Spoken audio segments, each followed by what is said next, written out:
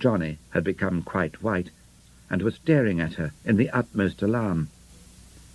Lina thought she had spoken most mildly, considering how foolish Johnny had been. "What's the matter?" she repeated, more sharply. It annoyed her that Johnny should look at her, when she had to remonstrate with him, like a schoolboy awaiting a caning. "Nothing's the matter," Johnny said, rather gutturally. "Oh, I'm not going to stop it out of your allowance, if that's what you're frightened about," Lina snapped, "though you certainly deserve it. You'd better write today and get that policy cancelled, and take one out for me for 5. Do you understand, Johnny?" she added impatiently. "Yes, all right, I will," Johnny mumbled. A week later, Lina said to him, "By the way, what about that insurance policy of mine? Have you written?" "Not yet," Johnny said glibly. "No hurry. The premium's not due till October." "But I asked you to write last week." "Much better to let it stand till it expires. Then there's no question. You leave it to me, monkey face. I'll look after it, all right?" Lina left it to him. Johnny had acquired a passion for detective stories. He had always read them, but only sporadically. Now he seemed to be always deep in one. Lina was kept quite busy, ordering new ones for him from the library. However, she did so willingly enough. Any innocuous amusement of Johnny's was to be encouraged. He was forever discussing them with Isabel, too, getting her recommendations, listening to her criticisms on the work of her fellow authors, just as eager as she was to find flaws in detection or method. "Hello, Isabel," he would greet her whenever she appeared at Delfield, which was 2 or 3 times a week at least. "Hello. Begun the new book yet? Look here, I've thought up a new method of murder for you." "Have you? Good man. Let's have it." And then they would plunge into discussion. It seemed to Lina that whenever she found Johnny and Isabel together now, they were talking about new methods of murder. She did not altogether like it. Indeed, she did not like it at all. It seemed to Lina supremely ironical that Johnny should be trying to find new methods of murder for Isabel. It seemed to her worse than ironical that he should listen so interestedly to Isabel's own ingenious schemes. Of course it was absurd to wonder, quite ridiculous, but still, Lina did not like it. What she particularly did not like was that the method of murder to meet Isabel's requirements had to be practically undetectable. One afternoon, as they were sitting in the garden of Miss Sedbusk's cottage, Lina's nervous exasperation caused her to burst in on the discussion. She had been annoyed because it was she who had been going over to tea with Isabel, and Johnny, in his dog-like way of this summer, had insisted on going with her. "But you'll only be bored. We shall talk about women's things," said Lina, who felt as if she had hardly seen Isabel alone for weeks and had been looking forward to doing so that afternoon. "Oh, I think I'll come along," Johnny had replied airily. "I'd be much more bored alone here without you." "Really, Johnny, can't you bear to let me out of your sight for a couple of hours? I really can't understand what's the matter with you this year." "I like being with you, monkey face," Johnny said pathetically. "You don't mind if I come along, do you?" "Oh, come if you must," Lina snapped. So Johnny had come. And of course the conversation very soon came round to the usual subject. Miss Sedbusk never minded talking her own particular shop, and she did so with gusto. "Why must you be so complicated?" Lina burst in at last. "Live electric wires inside the springs of an easy chair, indeed. Why not use arsenic and have done with it?" "Because, my good woman, arsenic, of all poisons, is the easiest to detect." Arsenic remains in the body. Well, that's what people do in real life. Why don't you try to keep your books somewhere near real life, Isabel? They are near real life, snorted Miss Sedbusk, stung. As near as the convention of the detective story allow. What you don't seem to realize, my dear girl, is that the kind of method I'm always looking for, perhaps the electric wires are a bit too complicated, is precisely what hundreds of people do use in real life. The people we never hear about, because they're never caught out. I don't think murder's as common as all that, Lina said weakly. Why must Isabel be always talking about murder? Ah, well, all I can say is you don't know much about it. Believe me, hundreds of people walking about today have put somebody out of the way in their time. Why, it's as easy as falling into a bog. Just a nudge with the elbows. They're walking along the edge of a cliff. Just a... Hello? What's up? Lina was standing up. I must be getting home. But you've hardly finished your tea. I know, but I've got rather ahead. You don't mind if I go a little early, do you? Are you ready, Johnny? Me? Oh, well, I think I'll sit on a bit here and smoke a pipe, monkey face. I'd rather you came with me, Lina said, palely. Seeing Isabel's puzzled face, she added, I do feel a little queer. My dear woman, lie down for a bit here, on my bed. No, I think I'll get home. Are you ready, Johnny? Lina bore Johnny away. This was really beginning to be too much of a good thing. Once a year or so, Lina glanced at her will. She kept it in a sealed envelope, in a drawer in her bureau. Her solicitor had told her she ought to keep it at the bank, but Lina liked to have it under her hand. Each year she took it out of its envelope, read it through, and put it back in a fresh one.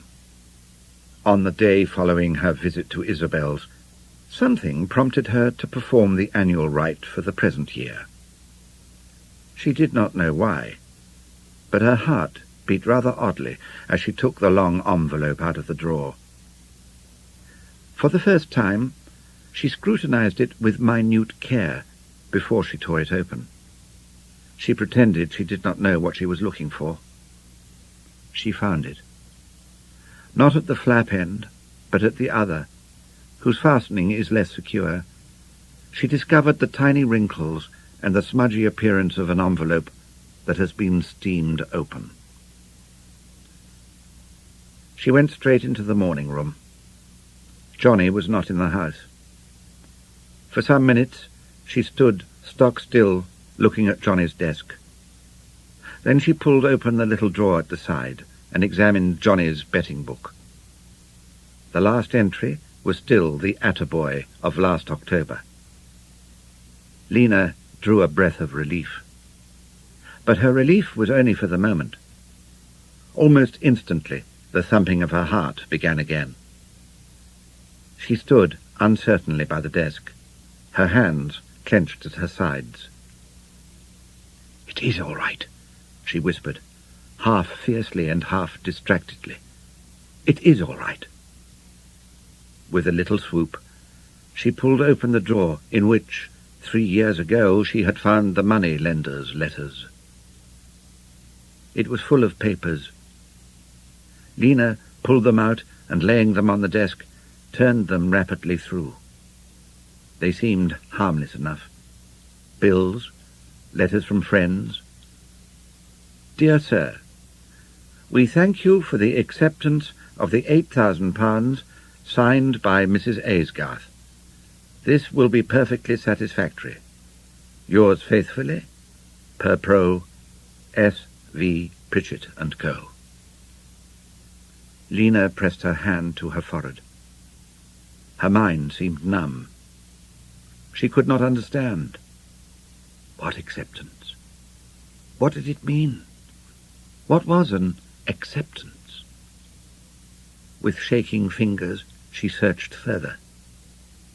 Dear Sir, in reply to your inquiry, we beg to state that an acceptance signed by your wife in respect of the £3,000 for which you are indebted to us will quite meet our requirements. Yours faithfully, Per Pro, Morley Brothers. There were others too, but it was enough.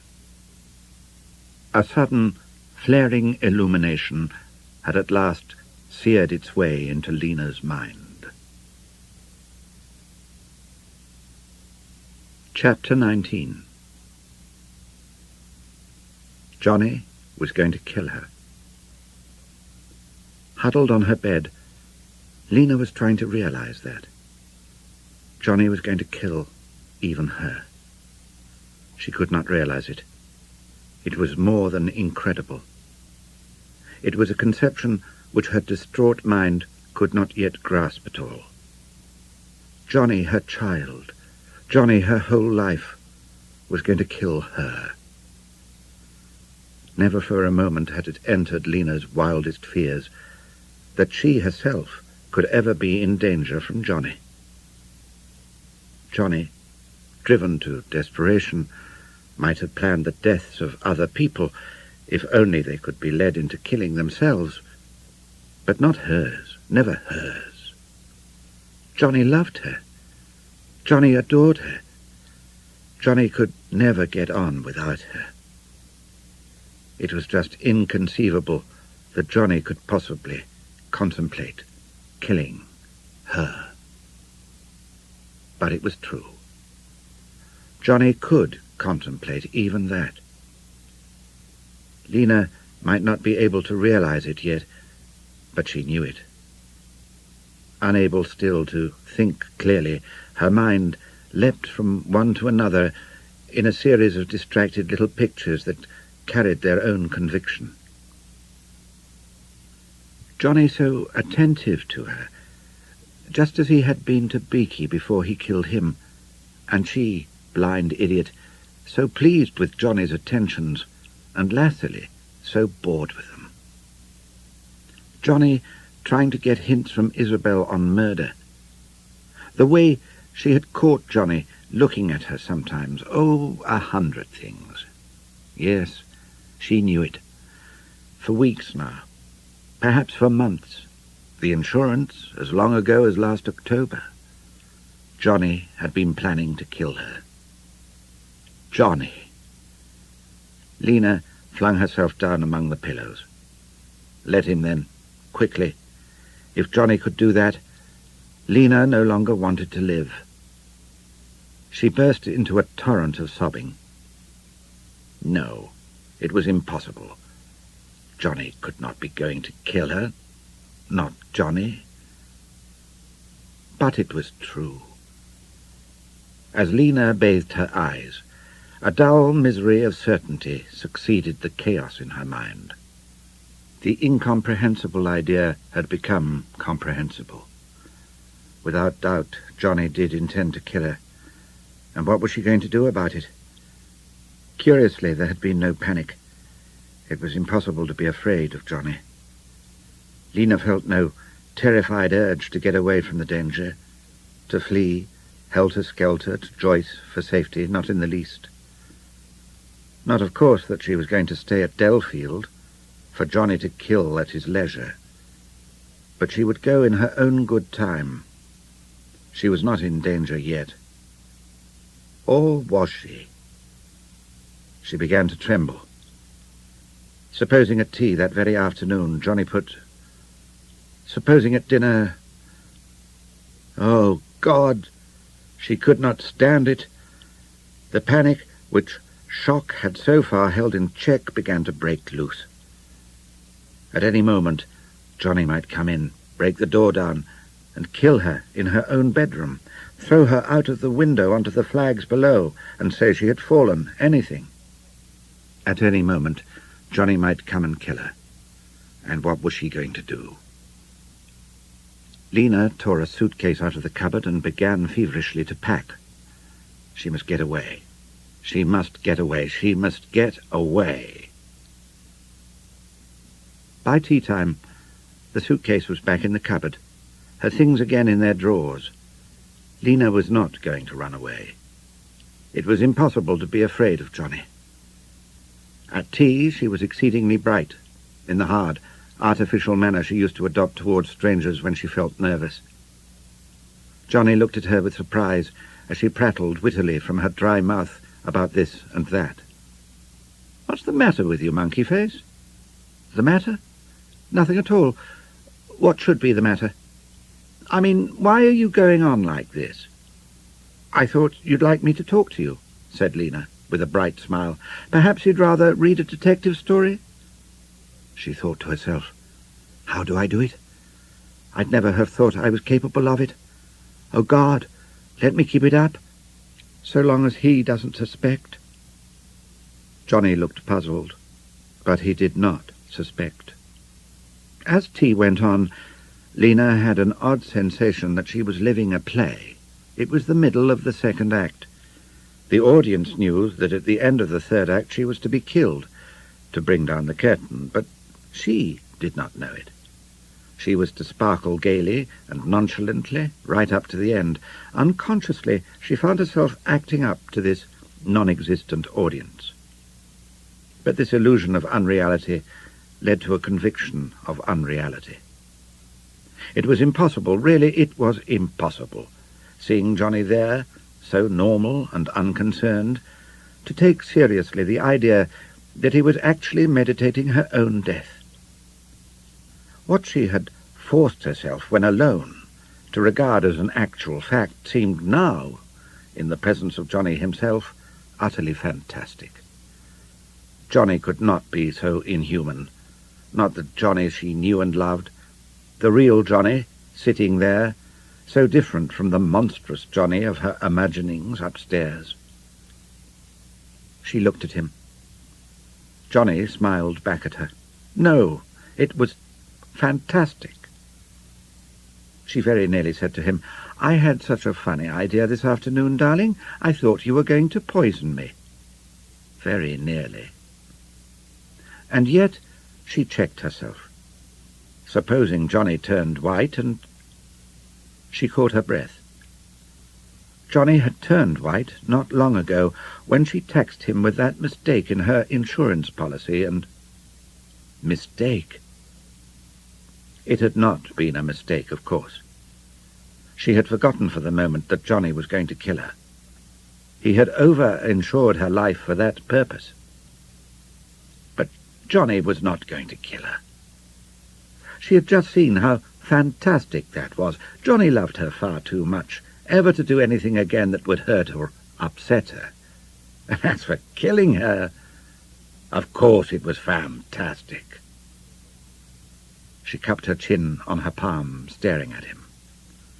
Johnny shifted in his chair. "What on earth's the matter with you this afternoon, monkey face?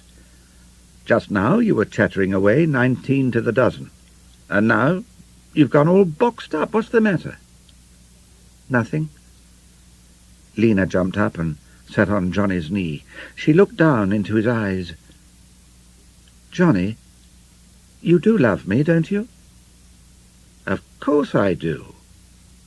But Johnny looked uneasy. "You'd never do anything again to hurt or upset me? What do you mean?" "Just that. You wouldn't, would you?" "Of course I wouldn't." They stared at each other. Then Johnny caught her closer to him. "You know how I love you, my darling," he whispered, and there was a catch in his voice. Lina did know it. She felt quite reassured now. One does not kill a person whom one loves like that, not even for her money. How could she for one moment have imagined such a thing? But it was no good. Lina might persuade herself sometimes that it had all been a nightmare. She might have moments when, seeing Johnny laugh, feeling Johnny's arms round her, she was completely certain that it had all been a nightmare, just as she had been completely certain that her premonitions of Beaky's death had been a nightmare. But all the time, against persuasion, against conviction even, she knew. Johnny really did intend to bring about her death, and she did nothing about it. But Lina was not frightened any longer. After the first shock, she had seen how extremely simple her solution was. She had only to buy back her life from Johnny. She had only got to tell him that she knew he was in financial trouble, forgive him once more. Forgive him once more, too, for forging her name again, and settle his debts, that was all. And that, in time, was what she would do. But somehow she never did it. At first, still shirking action even at such a juncture, she put off speaking to Johnny from day to day. She shrank from it. She would do it tomorrow. Then, actual resentment at having to buy back her own life and part with precious capital made her stubborn. Johnny thought he was going to kill her, did he? Kill her, to cover up his own rottenness. Well, let him try. She was not going to help him out of his mess yet. Let him try what he damn well liked. She was ready for him. Lina was not frightened now. She knew Johnny's mind. He would never kill her outright, just as he had not killed her father or Beaky. He would only try to make her kill herself. All she had to do was to be on her guard against doing anything that might prove rash. That was where Johnny would find the difference. Her father and Beaky had not been on their guard. Lina felt so confident that she could never be led into killing herself that at times she would smile, though bitterly, at the mere idea. So she did nothing. For of course there was always the feeling that though Johnny might possibly be going to try to cause her death tomorrow, it was out of the question that he should be doing so today. Lina sat bolt upright in bed. She had heard sounds. They had woken her up. Somebody was moving about. It must be in Johnny's dressing room. She strained her ears into the darkness. Nothing. But something. Somebody was waiting. Just as she was waiting. Somebody was crouching behind Johnny's dressing room door, listening just as she was listening. Lina knew what it was. It was Johnny, coming to kill her, now. She had left things too long. Oh, God, she had left things too long. How could she have been so insane? She stared through the blackness towards the dressing-room door. Since Lina had discovered what Johnny was planning, she had made him sleep in his dressing room. Johnny had grumbled bitterly, but Lina had not cared about that. She turned him out and locked both the doors of her bedroom. Without that, she would never have got a wink of sleep at all. And now Johnny had got hold of a second key and was coming through to kill her. Oh, why had she not thought to have bolts put on the doors too? She jerked with terror, biting her knuckles to keep back the screams. Had that been a footstep? She hardly drew breath, listening so desperately. There was nothing. Johnny was still waiting. She had just one hope, to creep out of the room without making a sound, creep out of the house, and run over to Maybury and Isabel, just as she was, in her nightgown, even with bare feet. Very, very slowly, inch by inch, she edged towards the side of the big bed, turned back the clothes and crept out. Her breath made funny little whistling noises in her throat. Cautiously, she felt for her mules and put them on. She glanced fearfully towards the dressing-room door. A sudden ray of moonlight had made its whiteness just discernible, and it was opening. Lina screamed and collapsed on the floor. She was paralyzed with terror. If Johnny had come in at that moment, he could have killed her by any method he liked, and she could not have done anything but watch him. But Johnny did not come in, because he was so sound asleep that not even Lina's scream woke him up. Lina did not realize till after her breakfast the next morning, when she saw the sun produce exactly the same effect, that when one of the window curtains was moved by the wind, its shadow on the dressing-room door gave a momentary illusion that the door was opening. But that same day she had bolts put on both doors in her bedroom. Things could not go on like that. One cannot live under the daily dread of death and quite keep one's normal balance. Lina's courage wilted. She did dread death now actively.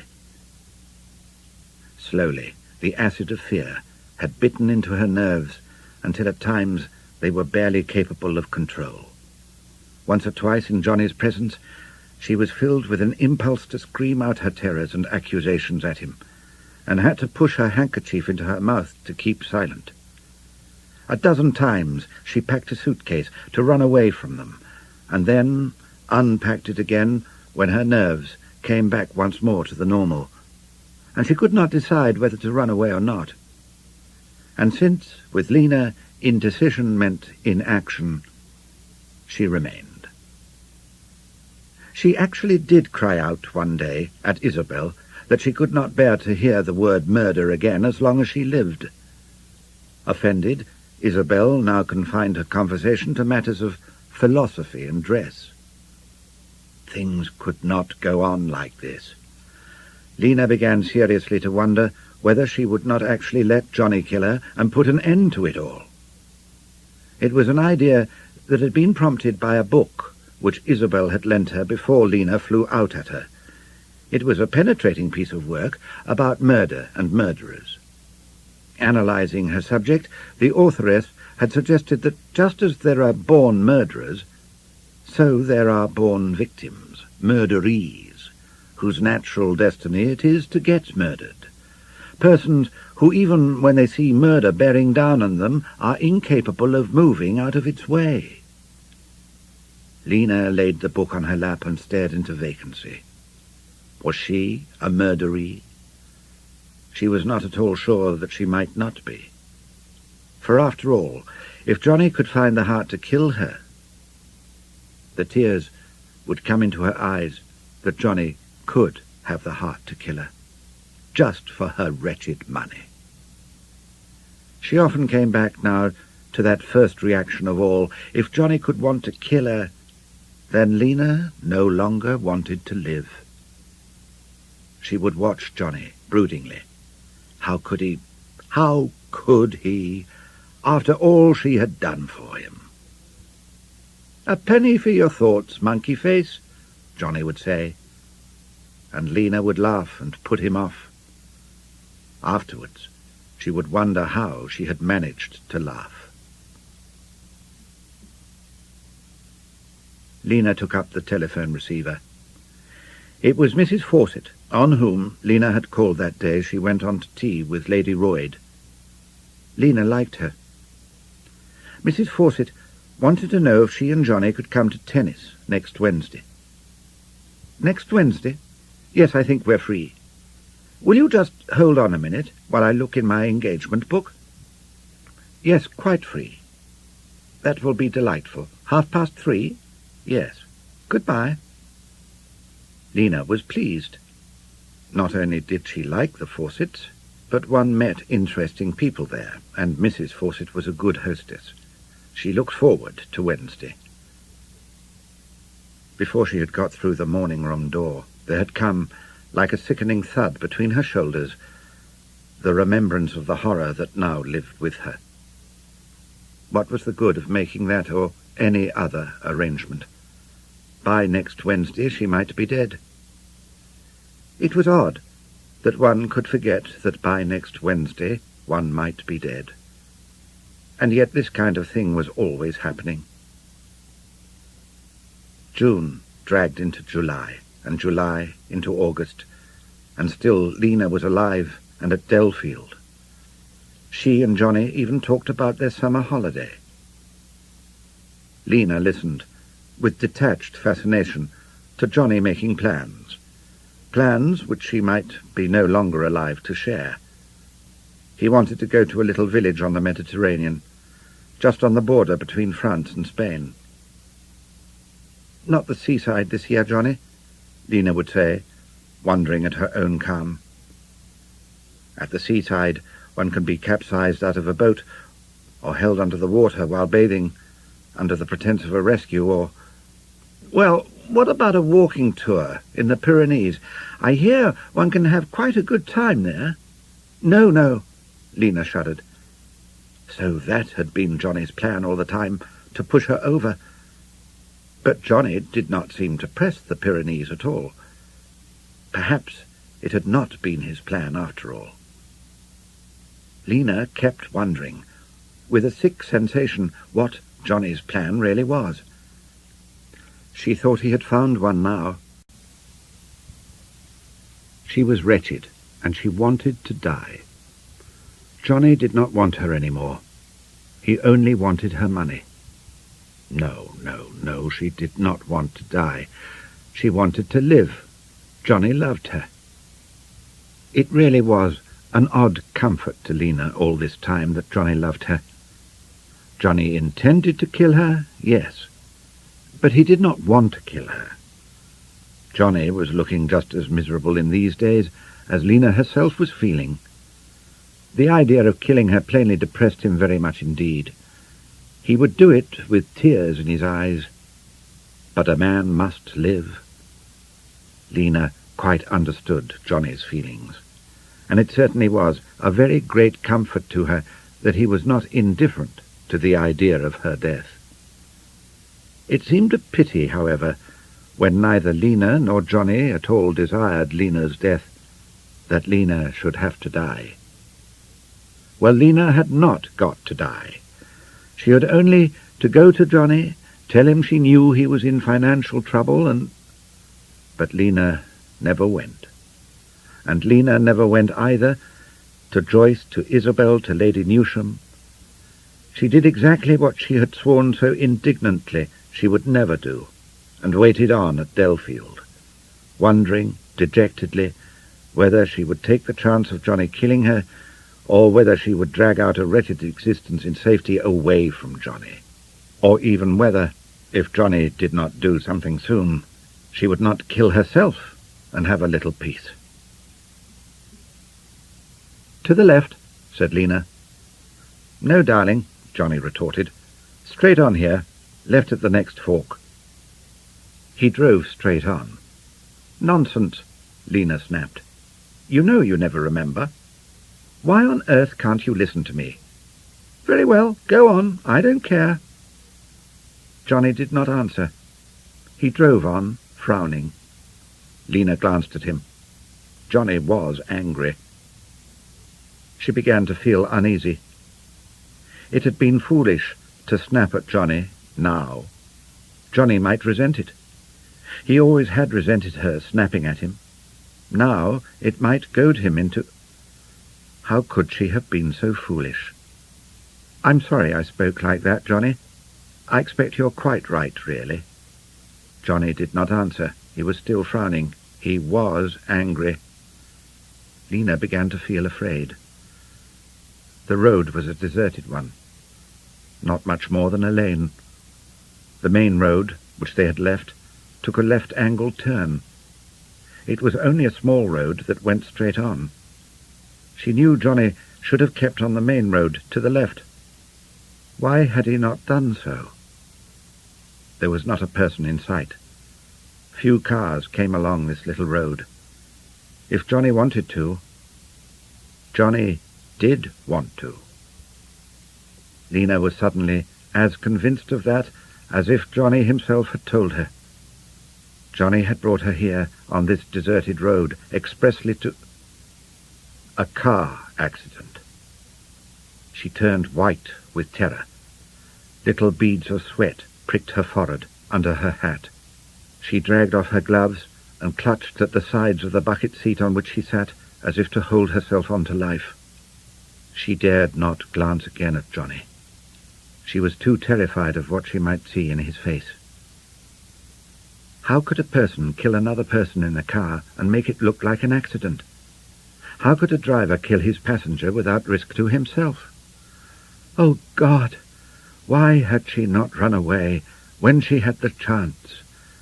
Why had she gone on dallying and dithering, trying to persuade herself that she was safe for the time being, that there was no hurry?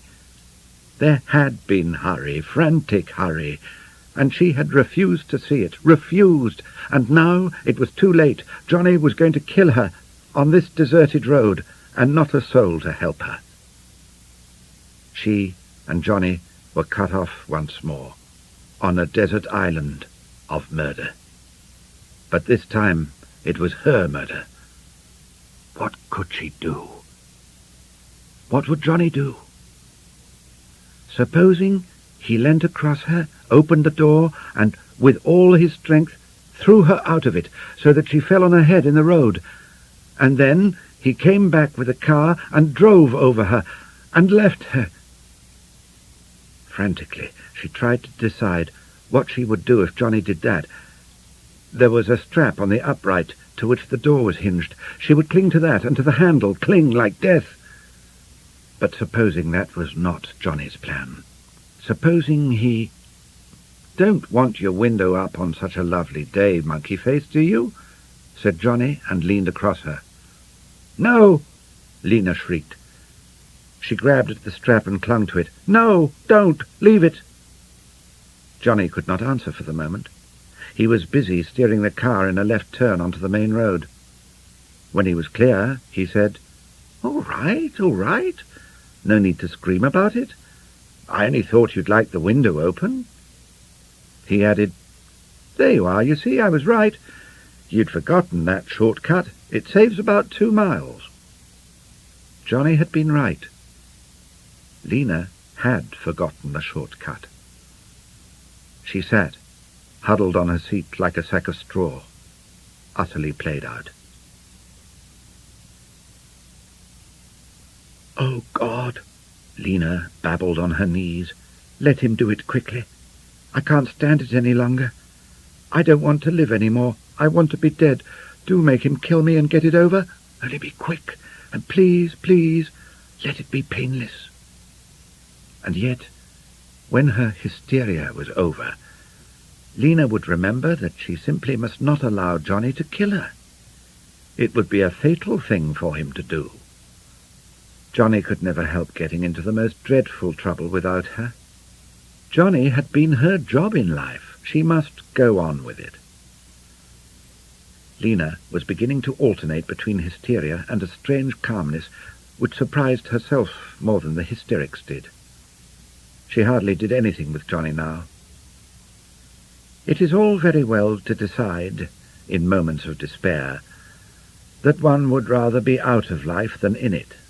But when it comes to the point of offering another person opportunities for helping one out of it, the results are rather different. Lina hardly ever went in the car with Johnny now. Only when she could not possibly avoid it, and then she sat beside him in a perfect ecstasy of terror until the destination was reached, when she would get out, dazed and trembling. Lina still did not know quite how it could be done, but she was certain that there must be plenty of ways in which the driver of a car can kill his passenger if he has the mind to it.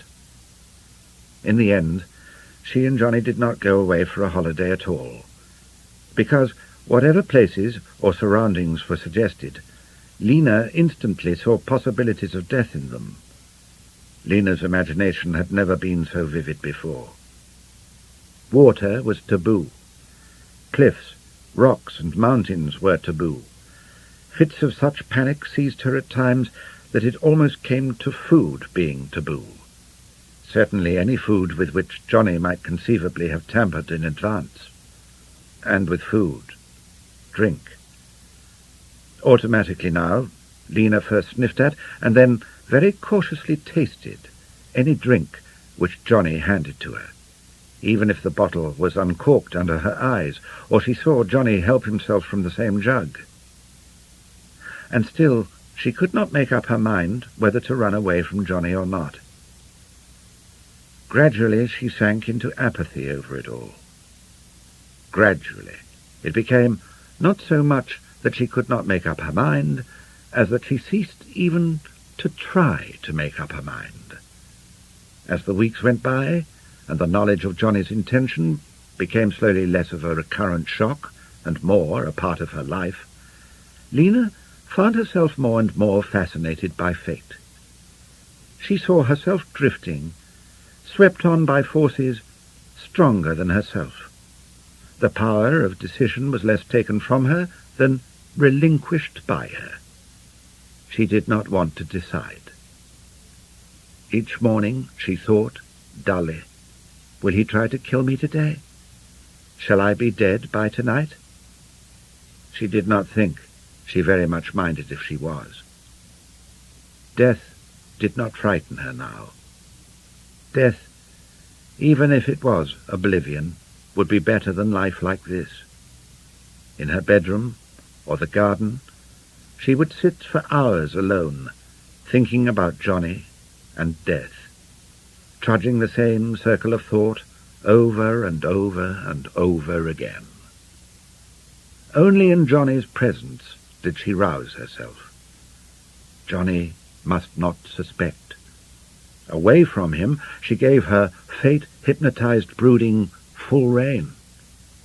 If Johnny had come to her during those moments with murder in his face, Lina really did not know whether she would struggle or submit. And yet she still took no step towards buying back her life from him.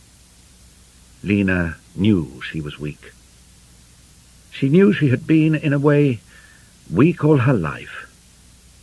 Only for Johnny had she been strong, and now, even as regarded Johnny, her strength had gone. Should she let Johnny kill her, or not? In the end, Lina's mind was made up for her. After all these years, she awoke to the realization that she was going to have a baby. At all costs, Johnny must not be allowed to reproduce himself. Lina crushed ruthlessly down the new urge to live that her condition had induced, at all costs. An illegal operation hardly entered her mind. Suicide was terrible. Johnny's way was the easiest of all. Lina felt much calmer when her decision had been made at last. So much of her married life had been spent in beating from one side of the cage to the other. It would be peaceful, just to sit and wait. Isabel pushed her chair a little back from the tea-table, crossed her large legs, and lit a cigarette. "Now we can talk," she said. "Yes," said Lina. It was delightfully restful in Isabel's cottage garden.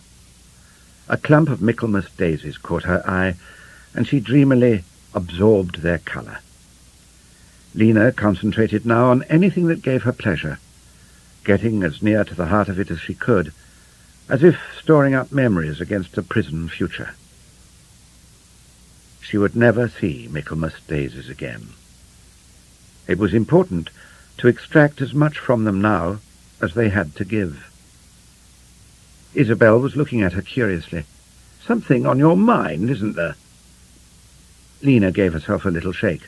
"No, why?" "I've noticed you seemed a little queer this summer. I'd begun to think you must be offended with me for some reason or other." "Good gracious, no."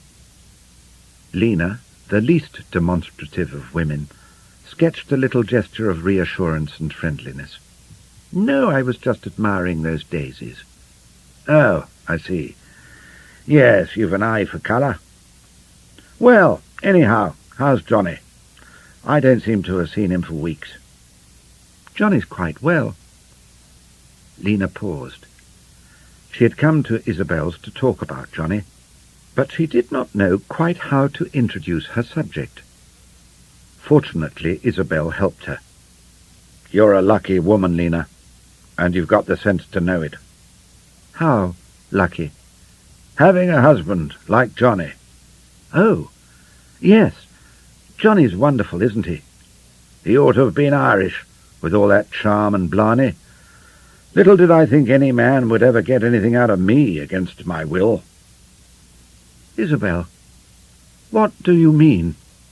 Oh, it's nothing, really. Just something I didn't mean to tell him, and he got it out of me. Lina drew a quick breath. What?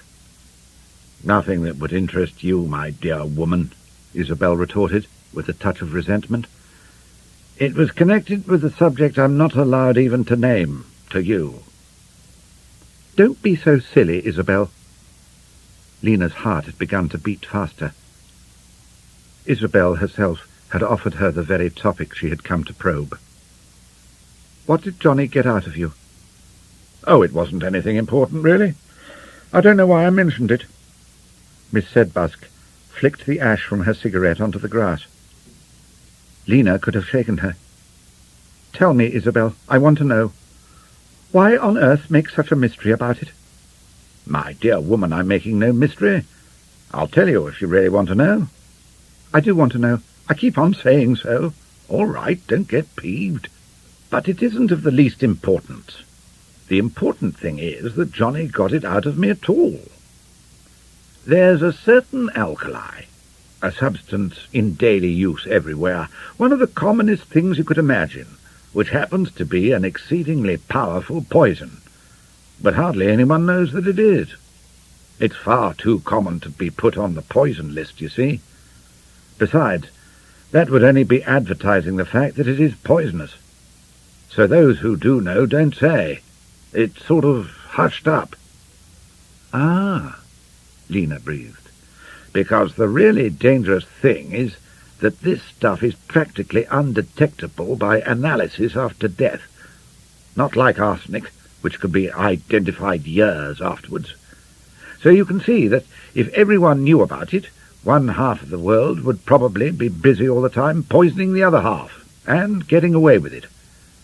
There aren't even any symptoms worth mentioning, you see.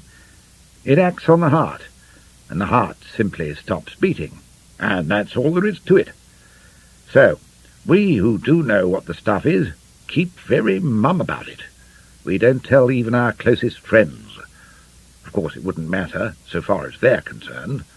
The point is that they might pass it on. Lina's mouth had gone very dry. She had to work her tongue in it before she could speak. And Johnny got it out of you?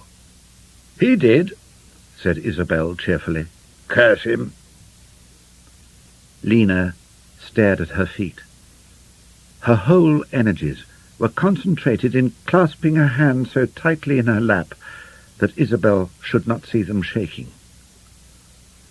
Not, added Isabel with a laugh, that there's much danger of Johnny passing it on, because he flatly refused to believe me.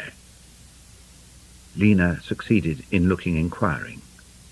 I tell you, he flatly refused to believe me. Simply said I must have got my facts wrong. Anything as common as that couldn't possibly be poisonous. I told him, snorted Miss Sedbusk, that my facts are never wrong. Lina found her voice again. What is this stuff? She asked, a little faintly. Oh, no, retorted Isabel. One in the family's quite enough. I'm not going to tell you, too. And if you're a friend, you won't ask Johnny. It's much better for people not to know a thing like that. Perhaps it is. Lina could feel her skin moving oddly under her clothes. Well, is whatever it is painful? Not in the least. In fact, said Miss Sedbusk heartily, I should think it must be a most pleasant death. Lina was worried. She was worried lest Johnny might do something silly. A person in full health cannot just drop dead without a lot of fuss and bother afterwards. There would have to be an inquest, and, she could not help shuddering, a post-mortem. Johnny was always so childishly confident that he might not choose his moment carefully enough. Lina did wish she could advise him about it openly. Because if only Johnny was careful, there would never possibly be any suspicion. quite apart from the stuff being undetectable, nobody would ever suspect Johnny of murder. Johnny, of all people, so popular, so well-connected, such an important person now in the district and the county. No, Johnny was perfectly safe, if only he was careful. But Lina could not feel sure that Johnny would be careful. She would have to see to that herself, as she always had. After a good deal of thought, she did two things. She went to the public library in Bournemouth and read up the diseases of the heart. Then she called in her doctor and complained of the symptoms she had learned. She was sounded and examined, and was really overjoyed to be told that her heart was not altogether as healthy as it might be, though there was no possible danger so long as she did not strain it quite outrageously. That, at any rate, was something. The other thing she did was to write a letter to Isabel, which she gave to her personally. Dear Isabel, after consideration, I have decided to write and tell you that I have made up my mind to commit suicide. When you open this, I shall have done it. I am writing to you because you are the most sensible person I know, and won't think it necessary to tell the whole world what is purely a private affair of my own. And particularly, don't ever tell Johnny. It would upset him terribly. The reason I am telling you is just in case any trouble occurs about it afterwards. But I don't think there will be, as I am going to use the stuff we talked about. I did get its name out of Johnny, but he never realized that he was telling me. I'm going to have a baby, and I can't face it. With love, Lina Aysgarth. She wrote on the envelope, to be opened in the event of my death. "Getting quite morbid, aren't you?" said Miss Sedbusk. But Lina did not feel that she was getting morbid. On the contrary, she felt an odd exaltation. The question of her death had now taken on so much larger a front. It was now no longer whether weak-kneed Lina Aysgarth would let her husband kill her or not. She was going to die, in a way, for the benefit of society in general. She did not feel a martyr, but she did definitely think she was being rather noble. She tried not to remember that if she had not been going to have a baby, she would probably have let Johnny kill her just the same. She would have acted the rabbit to his snake. But it was difficult to think of Johnny as a snake. Johnny was the person she was sorry for now. Poor Johnny was having a wretched time. He could hardly bear to part with her, Lina knew, and yet he could see no alternative. Well, that was Johnny's punishment after all. Johnny should not have taken up betting again. Lina really felt thankful that Johnny was going to rid her at last of the hated responsibility that had been weighing her down so long. Poor Johnny. Lina was very tender with Johnny these last days. She was so very sorry for him. She knew so well what difficulty he must be having in maintaining the quibble which his strange mind had evolved. Isabel had shown her what that quibble was. Johnny was not going to poison his wife, good heavens, no. But Isabel Sedbusk had told him a quite incredible thing which he simply knew could not be true. That stuff? Poisonous? What nonsense! Why, he would actually feed some of it to his own so much loved wife just to prove that Isabel was wrong. Of course Isabel was wrong. But it was a difficult fiction to sustain. Far more difficult than in the case of her father or Beaky. There must be times when even Johnny's twisted soul had to recognize the fact that he was contemplating pure, unvarnished murder at last. It did distress Lina still that Johnny's first real murder should be her own. But it also gave her a certain sardonic amusement to reflect, in the calm, detached attitude which she now felt towards the affair, that she herself was an accessory to it. Accessory before the fact. Lina wondered whether anyone else had ever been an accessory before the fact to her own murder.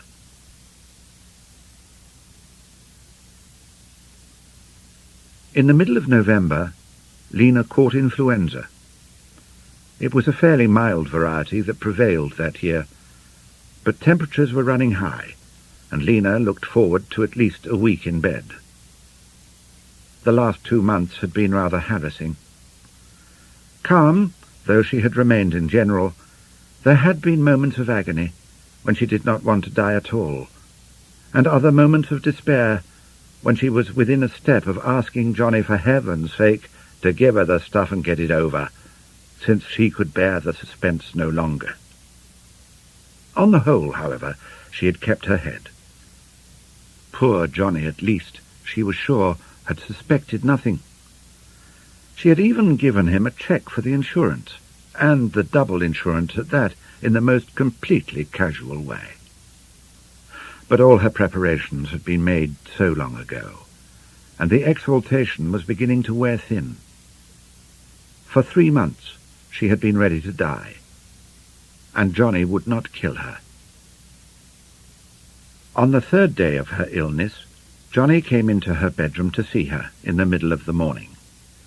He was carrying a glass of milk and soda on a little tray. Lina turned her head on the pillows and smiled at him. Johnny stood just inside the door looking at her. His face worked. The smile faded from Lina's lips. A single stab, like an electric shock, ran through her whole body.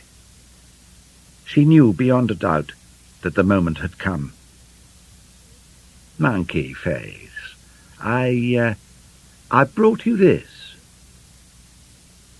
In an instant, Lina's mind had mechanically reviewed the situation and found it safe. Johnny had not been silly. People did die of influenza.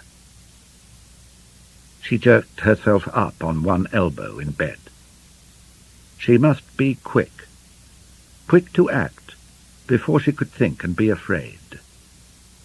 The thin silk nightgown slipped down over her shoulder. "Give it me." But Johnny hesitated. There were tears in his eyes, just as Lina had foreseen. She stretched out her hand. "Give it me, Johnny." Johnny sidled up towards the bed. Lina snatched the glass and drained it. It tasted quite ordinary. Could she have made a mistake after all? But Johnny was looking down at her in a way which showed that she had made no mistake. She wiped her lips carefully on her handkerchief and lifted her face to Johnny. "Kiss me, Johnny." Johnny was staring at her now with an expression of absolute horror. It was as if he had not realized at all what he was doing until he had done it. "Kiss me." She locked her arms round his neck and held him, for a few seconds, strained against her. "Now go, darling." "Monkey face, I go, darling." She did not want Johnny to see her die. Johnny went. Lina listened to his slow, shambling footsteps going down the stairs, so unlike Johnny's usual brisk tread. The tears came into her own eyes. Johnny would miss her terribly.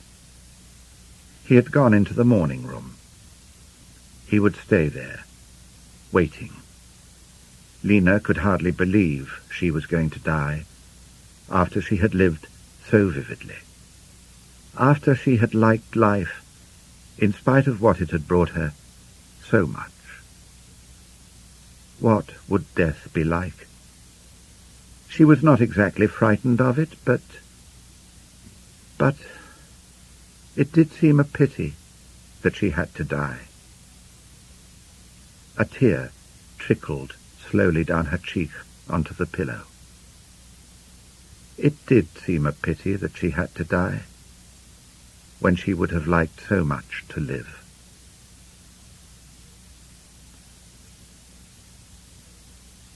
That was Before the Fact by Francis Iles, read by Bruce Montague. We do hope you have enjoyed listening to this Chivers audiobook.